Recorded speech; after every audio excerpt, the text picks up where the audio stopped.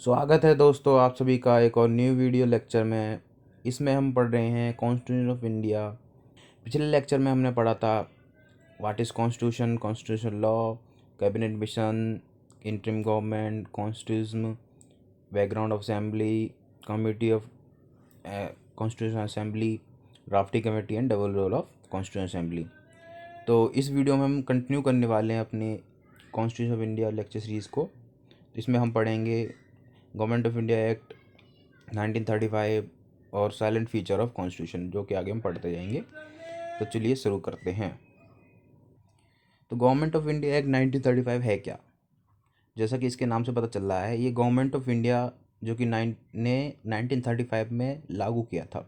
तो उस टाइम पे तो ब्रिटिश की गवर्नमेंट थी, यानी कि उस टाइम पे जो ब्रिटिश थी उसने इसको गवर्नमेंट इंडियन गवर्नमेंट पे यानी इंडिया पे शासन करने के लिए लाया गया था इसको। तो ये इसमें था क्या, इसमें जो 321 आर्टिकल्स थे, 21 पार्ट्स थे और 8 शेड्यूल थे, यानी कि काफ़ी बड़ा था। ये एक इतना सही नहीं था, ये जो एक पेज में लिखा है। ये हमने आपके लिए एक इम्पॉर्टेंट पॉइंट्स जो हैं वो निकाले हैं, जिसको आपको इम्पोर्टेंस है, जो कि आपके एग्ज़ाम से इम्पोर्टेंट हैं, ताकि आपको पूरा एक 10-15 पेज का वो ना पढ़ना पड़े, सिर्फ आपको ये पढ़ना पड़े। तो इसका थोड़ा बैकग्राउंड जान लेते हैं, ये क्या हुआ, कैसे आया। क्या इससे पहले कोई एक्ट नहीं था? हाँ जी, इससे पहले भी एक एक्ट था जो कि गवर्नमेंट ऑफ इंडिया एक्ट 1919 था। पर उसमें क्या हुआ, जो इंडियन गवर्नमेंट जो थी इस टाइम यानी ब्रिटिश थी, उन्होंने जब इसको लागू किया तो जो इंडिया के पीपल थे, इंडिया के जो लीडर थे, उसने इसका विरोध कर दिया। और इसको विरोध करने का मतलब था कि उन्होंने इसको अच्छी तरह से, मतलब वो चल नहीं पाया इंडिया में। तो जो ब्रिटिश गवर्नमेंट थी उसने क्या किया, उसने एक कमीशन बनाई, यानी एक कमेटी बनाई 3 पीपल्स की, और कहा उनसे कि जाओ इंडिया में और इंडिया के अकॉर्डिंग ऐसे लॉज बनाओ जो कि हम उस पर अच्छी तरीके से शासन करें। यानी कि एक उन्होंने पहले कहा कि इसको थोड़ा रिसर्च करो और फिर जाकर उस पर वो करो। तो ये बात जो है गवर्नमेंट ऑफ यानी 1919 के करीब की है। उसमें क्या हुआ 1919 में, तो जब वो कमीशन आई तो उस कमीशन को जो हेड थे, यानी जो चीफ थे उसके, वो थे साइमन। तो इस कमीशन को बोला गया साइमन कमीशन, यानी कि जो 1919 में आई थी। साइमन कमीशन ने अपनी रिपोर्ट बनाना चालू कर दिया। इसी बीच क्या हुआ, जो अपने नेहरू और जो जिन्ना जी थे, उन्होंने इसका विरोध किया। जो साइमन कमीशन है उसने जो पॉइंट रखने थे उसका विरोध किया। तो गवर्नमेंट ऑफ इंडिया यानी जो ब्रिटिश गवर्नमेंट थी उस टाइम की, उसने कहा कि आप भी ऐसा कीजिए, आप अपने अकॉर्डिंग लॉज बनाइए, यानी रूल्स बनाइए, हमें सजेशन दीजिए जिसमें हम गौर करेंगे और आपके जो सजेशन है वो हमें अपने उसमें क्या कहते हैं एक्ट में लागू करेंगे। तो जो नेहरू जी थे उन्होंने भी अपना एक क्या कहते हैं कमीशन बनाई, जिसे हम नेहरू कमीशन के नाम से जानते हैं। और उन्होंने अपने पॉइंट देना शुरू किया, मतलब अपना जो रिसर्च करके कि भाई क्या क्या इंपॉर्टेंट है इंडिया को चलाने के लिए। तो इस साथ साथ अब क्या था, जो मोहम्मद अली जिन्ना जी थे, उनको लग रहा था कि जो नेहरू है, यानी जो नेहरू जी हैं, वो क्या हैं कि सिर्फ वो जो इंडियन हिंदू हैं उन्हीं के लिए इम्पोर्टेंट पॉइंट बना रहे हैं, मुस्लिम्स की वो कदर नहीं कर रहे हैं। तो उन्होंने क्या किया, जिन्ना ने, उन्होंने भी अपने 14 पॉइंट दिए अपनी तरफ से।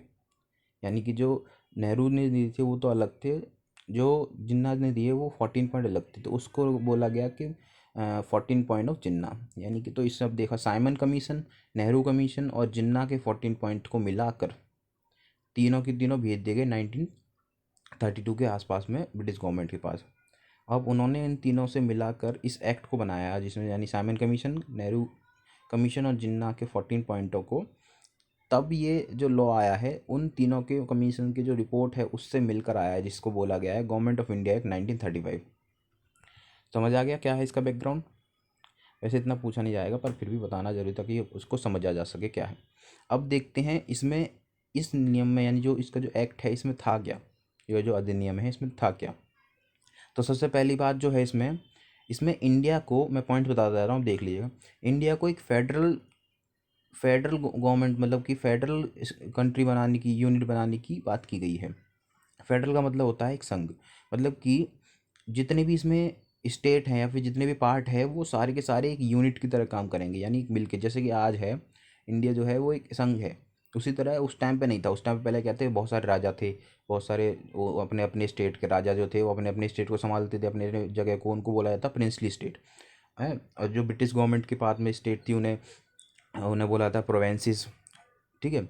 तो उस टाइम की क्या चाहती थी गवर्नमेंट ऑफ इंडिया यानी कि ब्रिटिश गवर्नमेंट की, वो चाहती थी कि वो जो इसको वो सारे एक साथ मिल के चलाएँ, यानी एक एक यूनिट बनाएं। तो उन्होंने इसमें एक लॉ बनाया जिसको चाहते थे कि ऑल इंडिया फेडरेशन, यानी कि वो चाहते थे कि इंडिया को एक फेडरेशन बना दिया जाए। बट ये फेल हो गया, क्यों? क्योंकि जो अपने राजा महाराजा जो थे उन्होंने ब्रिटिश गवर्नमेंट के साथ में यानी जुड़ने से मना कर दिया, यानी कि प्रिंसली स्टेट जो थी वो नहीं जुड़ी। तो ये बात तो हो गई वहाँ पे फेल। अब उसके बाद में क्या करते हैं, उन्होंने चलो कहा चलो ठीक है, हो गई तो हो गई। अब बाकी जितनी हम पे गवर्नमेंट है यानी जितनी जगह है, यानी कि उन पे स्टेट थी 11 स्टेटों में उन्होंने फिर इसको लागू किया। उस टाइम की 11 स्टेट जो हैं वो ये बहुत सारी अभी तो डिवाइड हुई हैं, पहले जो इतने भी थी बहुत बड़ी बड़ी स्टेट थी, इसलिए उन स्टेट 11 ही थी। अब क्या हुआ, उन्होंने 11 स्टेट में क्या किया, उन्होंने हायरार्की बनाई। उन्होंने लॉज बनाए कि जो लॉज हैं वो कैसे काम करेंगे। उन्होंने लॉज को 3 जगहों में बांटा। 3 जगह में कैसे, एक तो फेडरलिस्ट, यानी कि पहले लॉज जो थे वो फेडरलिस्ट में डाले गए। वो ऐसे फेडरलिस्ट में कौन से लॉ डाले गए, ऐसे लॉ जो कि पूरी गवर्नमेंट पे यानी पूरी की पूरी इंडिया पे लागू होंगे, ठीक है। दूसरे क्या थे, प्रोवेंशियल लिस्ट। प्रोवेंशियल मतलब कि जो स्टेट वाइज जो लागू होंगे उन्हें को बोला गया प्रोवेंशियल स्टेट, नो प्रोवेंशियल, जो कि 54 थे। फेडरल में कितने थे, 59 आइटम यानी कि लॉज थे। अब आते हैं जो कॉन्करेंट, यानी कि जो ऐसे कि जो पूरी पूरी इंडिया में भी और स्टेट में दोनों में भी एक लागू किए जा सकते हैं ऐसे लिस्ट आइटम्स। तो वो थे 36, उसको क्या बोला, कॉन्करेंट लिस्ट। अब भाई एक चीज़ सोचो, सपोज दैट जो गवर्नमेंट फेडरल लॉ है यानी जो फेडरल लिस्ट है उसके और कॉन्करेंट लिस्ट के उसमें उसमें से ना ही प्रोविंस लिस्ट में ऐसा कोई लॉ बन रहा है या फिर ऐसा कोई आइटम आ रहा है जो कि ना कि फेडरल लिस्ट में डाल सकते हैं, ना ही कॉन्करेंट लिस्ट में डाल सकते हैं, और ना ही प्रिवेंशियल लिस्ट में डाल सकते हैं। तो बताइए उसको क्या किया जाएगा। तो इसकी जो पावर है, उस पर लॉ बनाने की पावर जो है वो वॉइस रॉय को दी गई। यानी कि जो वॉइसरॉय जो था वो उस टाइम पे हेड ऑफ द स्टेट हुआ करता था। वो इनसे हटके लॉ बना सकता था कि भाई एट अ टाइम जो कि लॉ बनाना है वो ये बना सकता था। तो ये हायरार्की तो हम आज भी देखते हैं अपनी इंडिया में, जो सेंट्रल है और उसके स्टेट की जो हायरार्की है, तो वही तो दिखा रहा है इसमें। तो जो अपने जो इंडिया है उसका जो कॉन्स्टिट्यूशन लिया गया है, जो गवर्नमेंट ऑफ इंडिया एक्ट 1935 से बहुत ज़्यादा प्रभावित है। यानी कि जो अगर देखा जाए तो 70 से 75% अपना जो कॉन्स्टिट्यूशन है वो गवर्नमेंट ऑफ इंडिया एक्ट से ही लिया गया है। इस बात को याद रखिएगा, ये बहुत इंपॉर्टेंट पॉइंट है, ठीक है।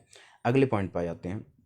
इन्होंने क्या किया, इन्होंने प्रोविंशियल ऑटोनॉमी को लागू किया। यानी कि अब जो है उससे पहले क्या था कि पहले एक स्टेट जो थी वो अपना काम नहीं करती, वो सारा फेडरल समझ कि सारा का सारा जो है वो गवर्नमेंट ऑफ इंडिया ब्रिटिश यानी कि चलाती थी। और अब क्या हुआ, अब उन्होंने सेंट्रल और प्रोविंशियल वो बना दी। तो इसमें क्या हुआ, अब स्टेट जो है वो अपना एक एडमिनिस्ट्रेशन बना सकती है, यानी कि वो अपने लिए एक आइसोलेटेड सिस्टम हो सकती है, वो अपना अपने लॉज अपने अकॉर्डिंग चला सकती है इसको, ठीक है। ये बना दिया उन्होंने। दूसरा पॉइंट ये था कि यानी कि जो प्रोविंशियल ऑटोनॉमी जो लाए उसकी जगह पे डायची की जगह पे, डायची का मतलब होता है कि भाई सारा का सारा जो है वो एक ही ऊपर से लॉ ऊपर से ऑर्डर आ रहे हैं वो सब चलाएगा, यानी कि एक सेंटर पे, ठीक है। अब तीसरा पॉइंट क्या है, यही है डायची वाला, ठीक है। अब आ जाते हैं नेक्स्ट पॉइंट पे। इन्होंने क्या किया, बाई कैमरल सिस्टम लागू किया। बाई कैमरल सिस्टम का मतलब क्या होता है, बाई कैमरलिज्म का, कि ऐसी कोई जगह जहाँ पे सेंट्रल और स्टेट दोनों के दोनों लागू हों, दोनों के दोनों लॉज लागू हैं। यानी कि सेंट्रल अपना अलग काम करे, स्टेट अपना अलग काम करे। जैसे कि अभी देखा जाता है जो सेंट्रल यानी केंद्र है, जो केंद्र शासित जो प्रदेश हैं, यानी जो हमारे जो गवर्नमेंट है उसमें केंद्र की गवर्नमेंट ज़्यादा इंपॉर्टेंट है यानी पावर में है। बट जो अपनी स्टेट है जैसे कि अगर यूपी बिहार उत्तराखंड जितने भी स्टेट हैं उनकी अलग सीएम है, उनकी जो गवर्नमेंट है वो सीएम जो है उसको देखते हैं। उसी तरह पीएम, तो उसमें यही लागू किया गया कि जो स्टेट है उसमें बाई कैबिनेट सिस्टम लागू कर दिया। पहले क्या था, सिर्फ सेंट्रल गवर्नमेंट काम किया करती थी, ठीक है। तो वो जो स्टेट थी वो कितनी थी, 11 में से 6 स्टेटों में उन्होंने बाई कैबिनेट सिस्टम लागू किया। प्रोवेंशियल्स का मतलब होता है स्टेट उस टाइम पे, ठीक है। तो लेजिस्लेटिव उसमें क्या, वो कौन कौन सी 6 स्टेट थी, तो बंगाल थी, बॉम्बे थी, मद्रास थी, बिहार थी, असम थी, और क्या थी, यूनाइटेड प्रोविंसेस थी। तो समझ आ गया इसमें तीसरा पॉइंट क्या था। इस बाइकैमरल सिस्टम का मतलब क्या होता है, इसमें उन्होंने लेजिस्लेटिव काउंसिल यानी कि upper house and legislative assembly lower house दोनों को लागू किया। यानी कि विधानसभा और विधान परिषद दोनों को लागू किया गया। ठीक है, चलो आगे अगले पॉइंट पे चलते हैं। It abolish the council of India establish by the government of India act 1858।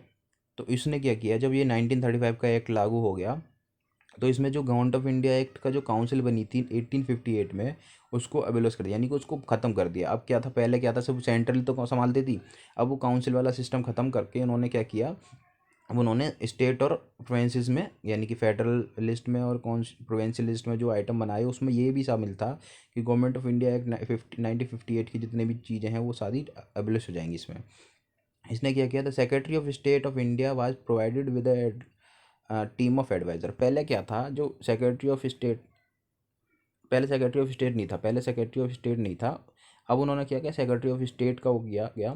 अब जो एडवाइजरी मेंबर लिए, मतलब कि अभी उससे पहले 6 एडवाइजरी मेंबर दिए गए इसमें अभी के टाइम पे, पर उससे पहले यानी कि जब 1935 एक्ट से पहले क्या था, इसी टीम में 11 मेंबर हुआ करते थे, जिसको एडवाइज़र नहीं, इनको मिनिस्ट्री बोला जाता था। ठीक है, तो उससे उन्होंने क्या किया, उस मिनिस्ट्री को हटाकर उन्होंने एडवाइज़र बोल दिया गया इनको, और उसकी जो तादाद थी 11 से 6 कर दी गई।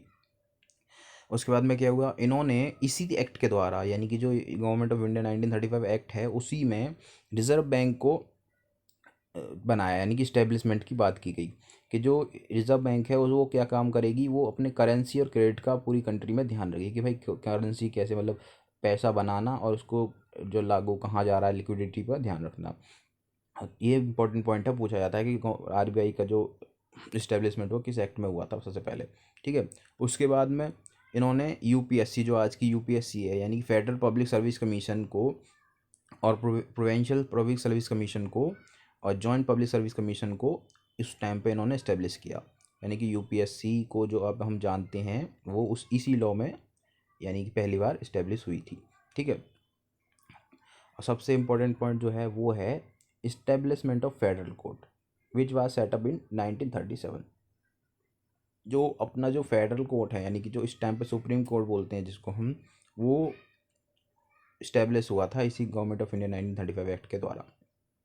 तो ये जो हो गया पूरा overall government of India 1935 act, इसमें सारे इंपॉर्टेंट पॉइंट हमने आपको बता दिए हैं। ठीक है, ये बहुत हैं। चलिए इस वीडियो में इतना ही। नेक्स्ट लेक्चर में हम पढ़ेंगे फंडामेंटल राइट्स और सारे के सारे आर्टिकल्स। ठीक है,